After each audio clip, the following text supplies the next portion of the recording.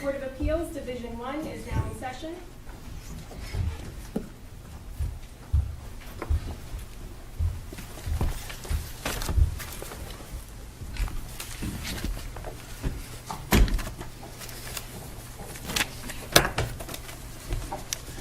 Morning. Thank you. You may be seated.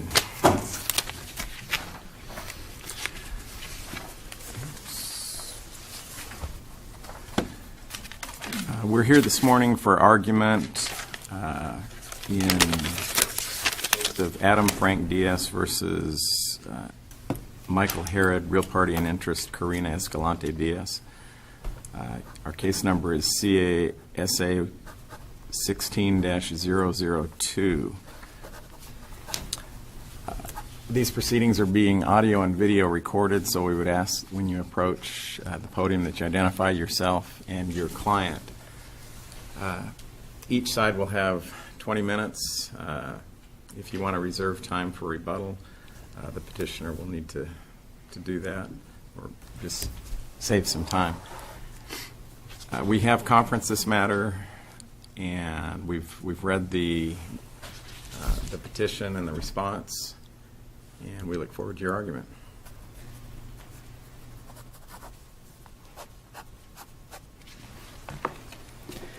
And may it please the court, I am Robert Hendricks and represent the petitioner appellant Adam Diaz, and I'm joined by co-counsel Randy Burgraff.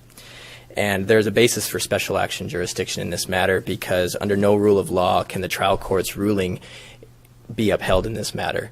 This is also a situation where there was no other plain, speedy, or other remedy available because it was an order from the trial court on temporary orders. And as Mother admits in her response, it's an issue of statewide importance, and it's an issue that could be recurring and is recurring.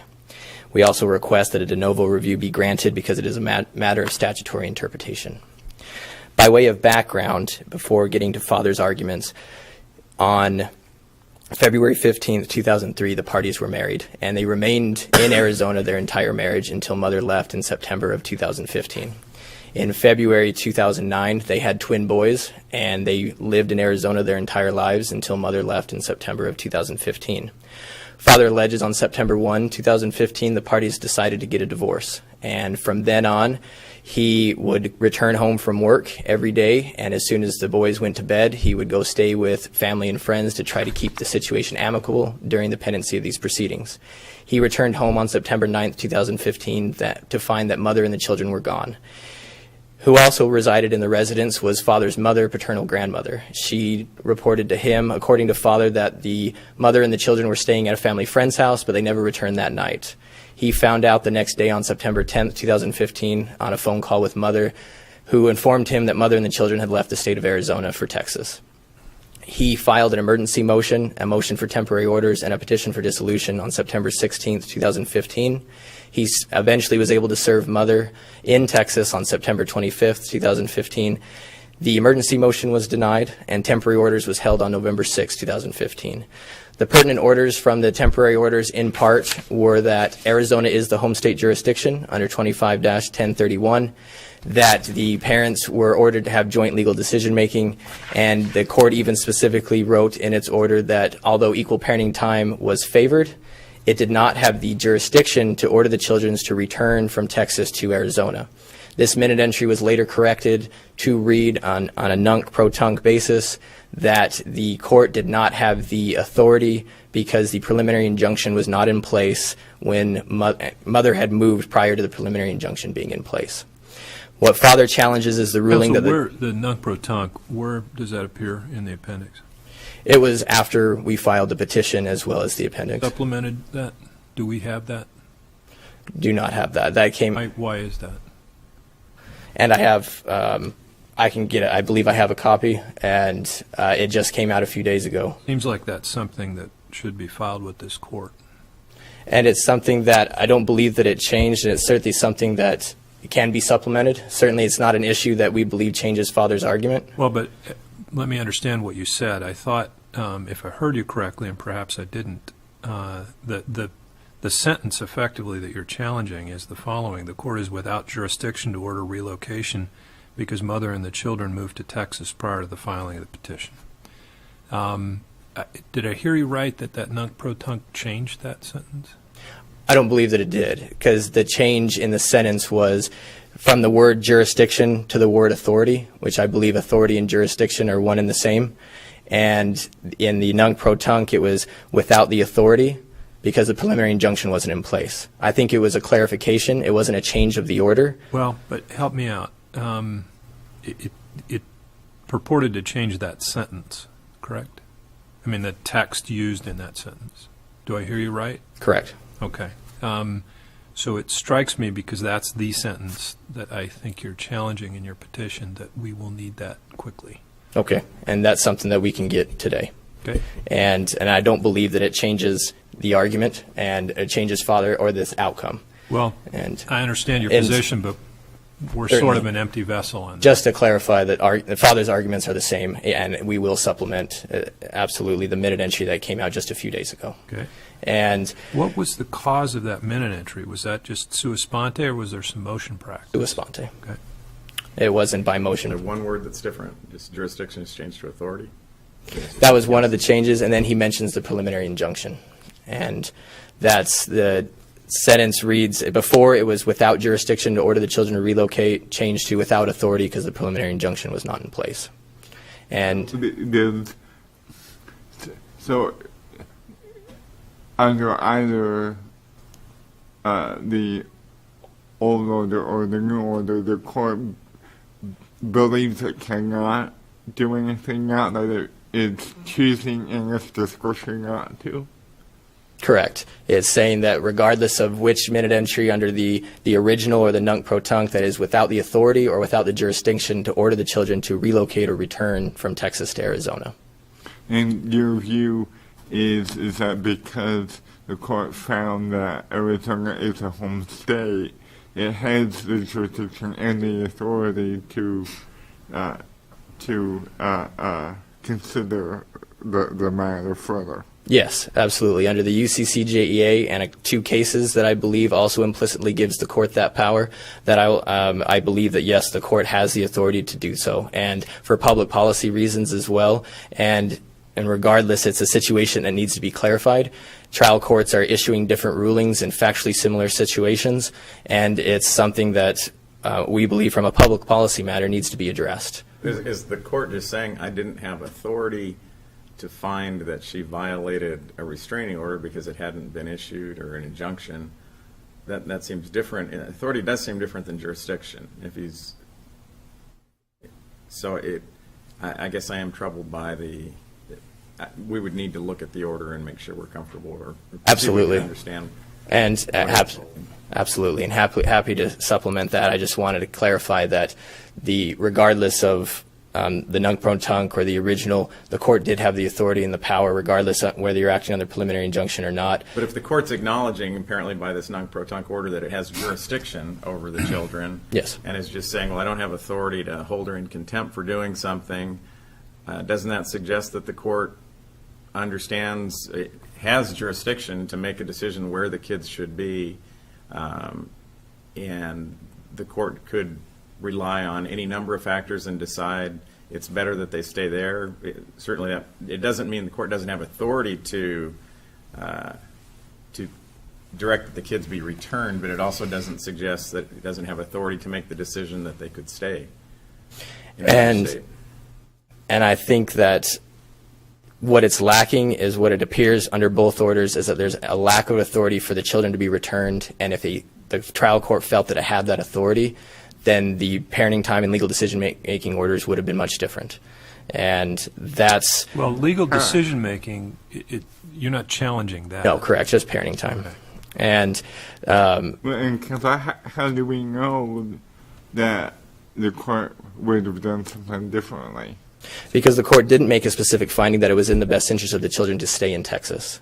There was no finding of that it was in their best interest. That would have been a much different situation. If it was in their best interest, regardless of the authority to have them return or not, he didn't find that it was in the best interest to stay in Texas. He wrote that they were without authority, without jurisdiction, changed to without authority, which father's argument is they're one and the same. And the argument is under the UCCJEA, under the home state power, as well as a few other provisions, the trial court had this authority in order to order them to return, which could have changed and impacted the parenting time orders on a temporary basis dramatically, because there's obviously quite a distance between Arizona and Texas, and being able to utilize an equal parenting time when the court found implicitly that we had two fit parents by ordering unsupervised parenting time for dad and by ordering joint legal decision making. And under the state policy of Title 25 to have continuing and substantial contact with both parents, if you don't think you can order the parties to come back, that changes what you can do with a parenting plan significantly.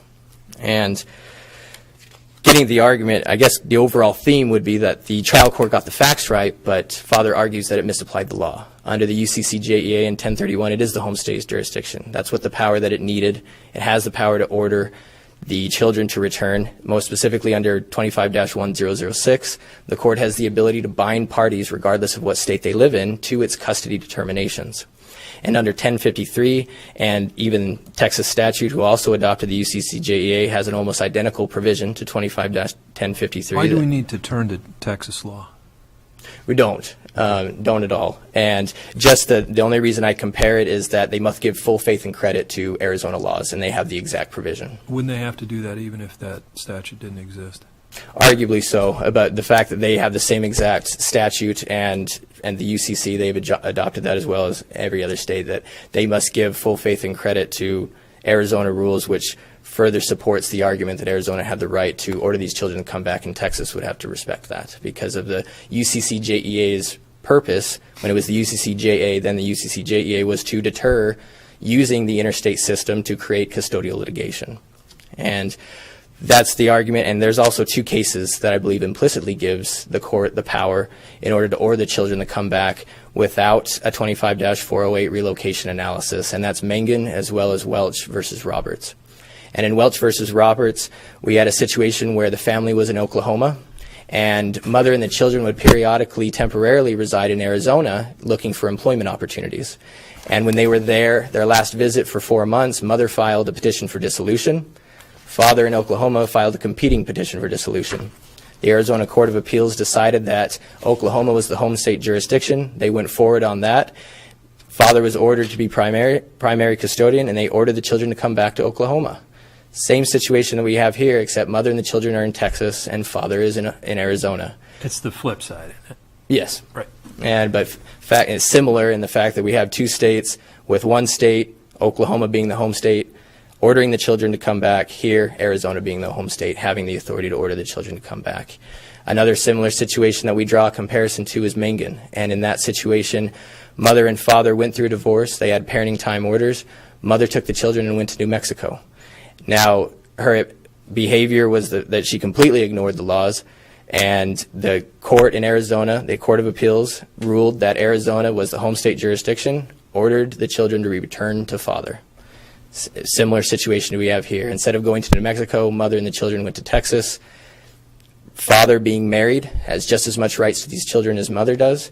The court had the right to order these children to come back if it was in their best interest to have substantial and continuing contact with father, which we believe that the trial court did find by ordering joint legal decision making and unsupervised parenting time. It also is difficult to correlate the other ruling, the parenting time orders that the court did order. On the same time that says it doesn't have the authority or the jurisdiction to order the children to come back, the trial court ordered the children to come back for a week at Christmas. So it just seems contradictory to say that you can't order them to come back, but you can order them to come back for a week during Christmas. That doesn't add up. And as far as a public policy analysis, do not believe that mother surreptitiously leaving the state with the children without father's knowledge or consent should be something that should be awarded, especially potentially when her behavior could be considered a criminal act under 13-1302. We're talking, at least as the petition was styled, about jurisdiction, not application of the facts to the law as Correct. we determine it. So I understand your policy argument, but that's not really the primary point of what we're asked to address. Sure, absolutely. And just for clarity and for the wrap up the public policy argument, I don't. Counsel, let me ask you, when was the sua sponte nunc pro tunc order issued? What was the date of that filing? Let me. And if you don't have it at your fingertips, you're going to get a chance to reply. Why don't you look at it? Yes, 'cause that would absolutely. be helpful to me. And I don't have it at the table with me, but I can enough. certainly figure out the date that it was dated and, of course, when it was filed. Thank you. And I appreciate the comments. And just to wrap up, to not take too much time in regard to the public policy, to justify mothers' actions in a situation like this are contrary to the purpose of the UCCJA that turned into the UCCJEA. It was to deter abductions, deter using the interstate system to create custodial litigation. It seems unjust and prejudicial to father to allow mother to take advantage of what appears to be a legal loophole, that because she had constructive notice that a petition for dissolution was coming, she can scoop up the kids, go to another state, and be allowed to stay. This puts father at a distinct disadvantage as far as trying to obtain, at a minimum, 50% time with his children. Counsel, let me ask you, what's your specific relief that you're requesting? To reverse and find that the trial court did have the authority to order these children to be returned. Okay. And if it goes back and the trial court finds that the children should still reside in Texas, you're fine with that? I wouldn't be fine with that. I don't think father would be fine with that. But that's, yeah, it's a very different boat that we're in. But at least he had the authority to do so. But then we're in a best interest factor analysis, not under whether you have the authority or not to do it. And that impacts what that parenting plan could potentially be. And the argument that on temporary orders under Rule 47, that there was no authority to order them to come back, it's not specifically delineated in that rule of procedure, I don't think should be given little, if any, weight. There's no limit to the trial court's power under Rule 47, and also under Rule 47M, temporary orders are given the same authority as final orders. They has the same powers and the same authority on a temporary basis. And if father is incorrect, at least that the issue needs to be clarified. There, as I said before, personally, there are situations where we have a married couple left on a temporary basis, children are ordered back to Arizona because it's the home state frequently. And now we have a situation where it's distinctly opposite. And for these reasons, we request that the Court of Appeals find that the trial court did have the authority to order these children to be returned, and that father requests his attorney's fees for mother's unreasonable behavior. And unless there are any questions at this time, I would request to reserve the rest of my time for rebuttal.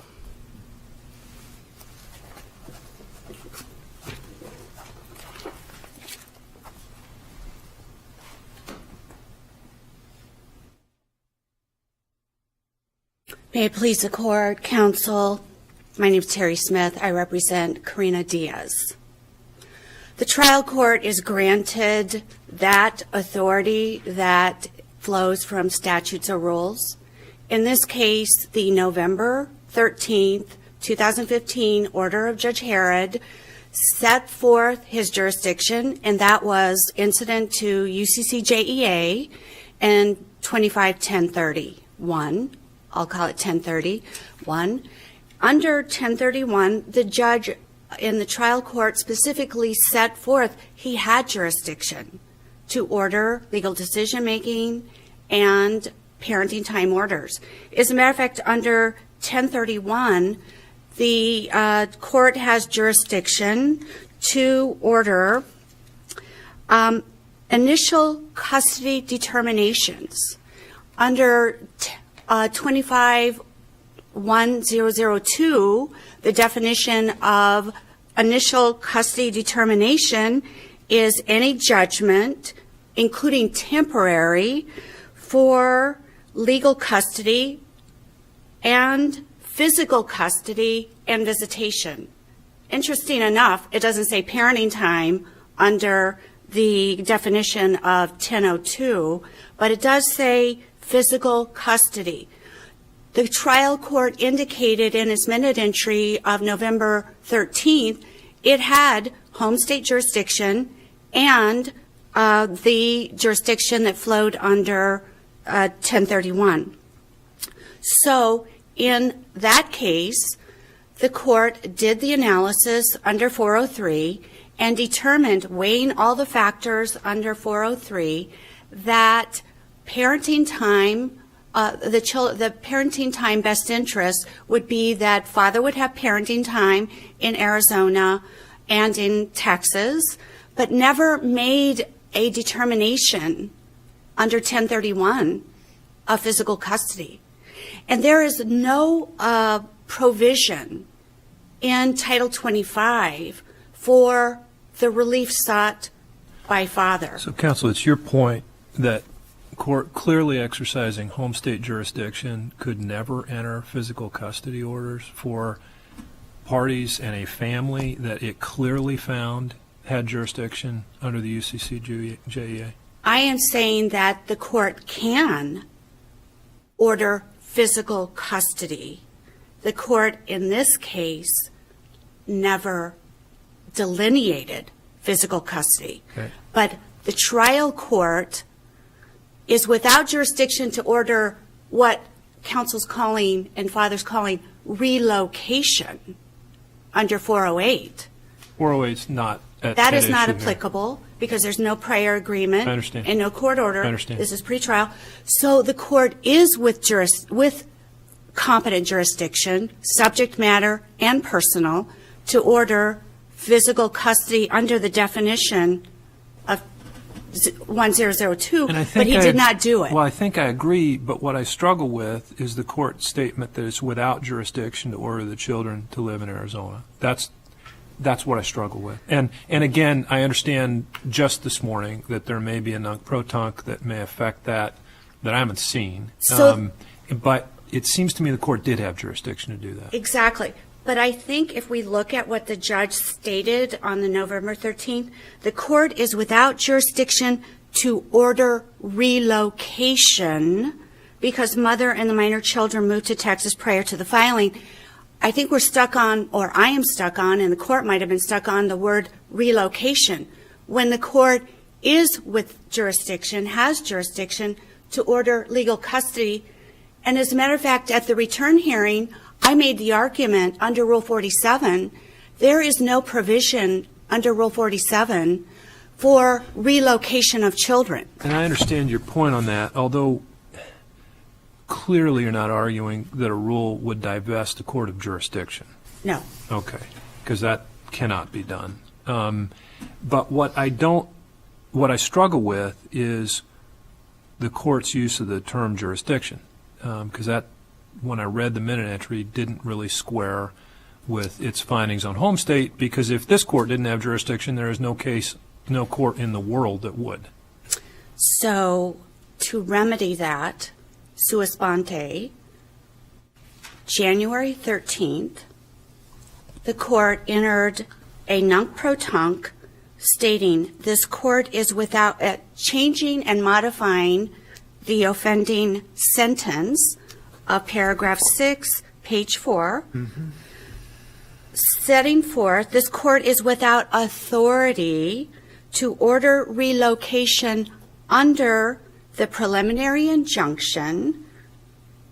So that now changes the entire sentence. And I understand what you're saying. So that was a minute entry that was filed more than 2 weeks ago that Correct. this court was not alerted to. Is that correct? Correct. Okay. And I spoke to counsel about this yesterday. I said, All I know is we didn't have it. well, this makes It seems significant, moot. doesn't it? it makes this argument moot in so much as the court is now not saying they don't have jurisdiction, but not authority under the preliminary injunction, which is true. It changes the entire And argument. the reason the preliminary injunction is a move occurred before the petition was filed. Correct. Okay.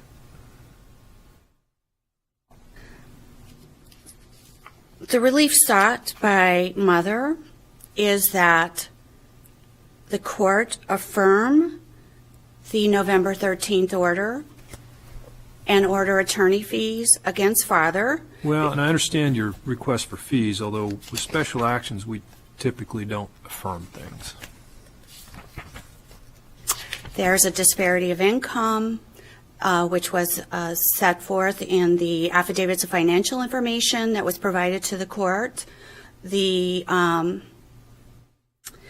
the analysis is really that father, after the 408 factor or 403 factors were set forth in the minute entry, which did not set forth that there was an absence of fitness, is the matter of fact the court indicated in its findings that father abuses alcohol.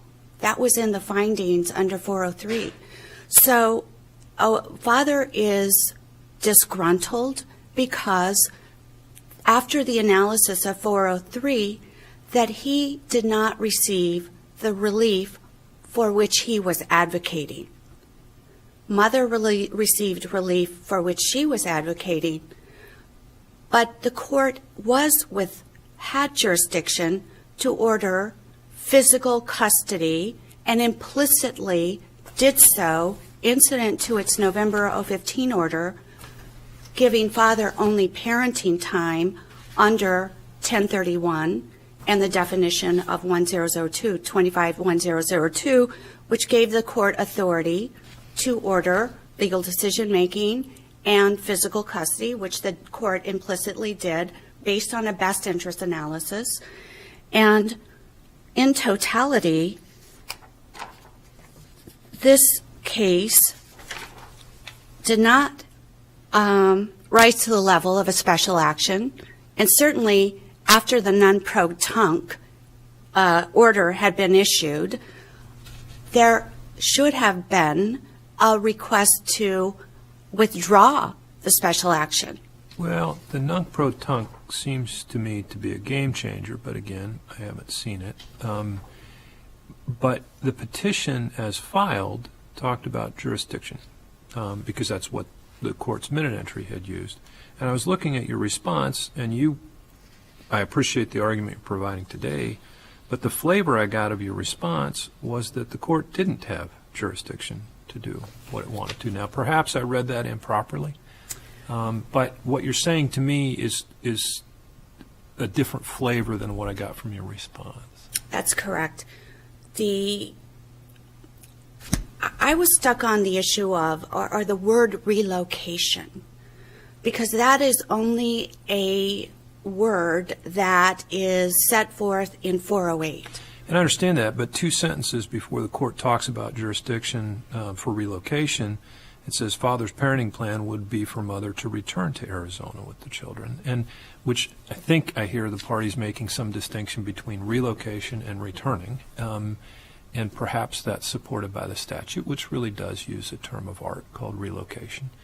And again, in this context, in this procedural context, this is not a 408 issue. This just absolutely is not.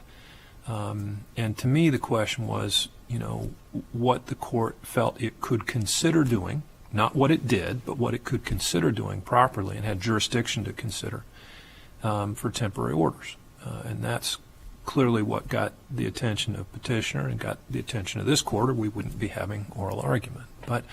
And so that's why I say it seems like there's a somewhat different flavor today than there was when I was preparing for the hearing for today. That's entirely correct. Okay.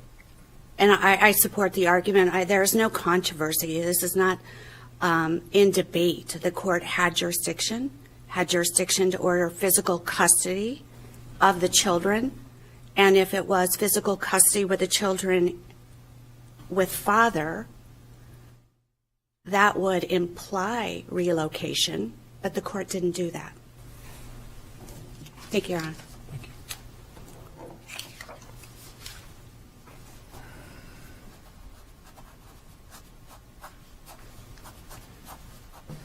And just a couple quick points, and I believe that opposing counsel already covered the issue and quoted the nunc-pro-tunc, and we will file it if it's okay with Your Honors to file a supplemental appendix today, and so that they have the one page, the minute entry, and in order to complete the analysis of this issue.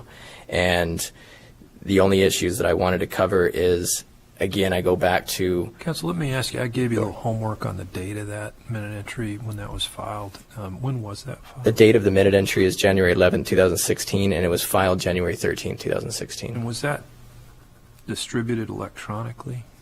I believe so. So we would have received it a few days afterwards. Okay, so that was about 2 weeks ago, right?